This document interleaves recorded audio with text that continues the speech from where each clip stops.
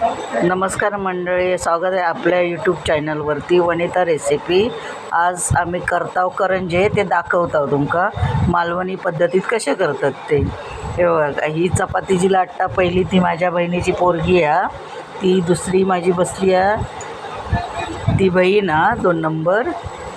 आणि आज जे करंजे करताव त्याचं सारण बनवलेला चण्याच्या पिठाचा, लाल चणे असतात ते भाजायचे. ही समीक्षा या समीक्षा आता ह्याही जेवण छान छान बनवता.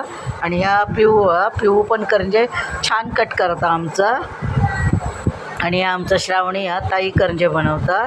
तर ही अशी आम्ही करंजे बनवता.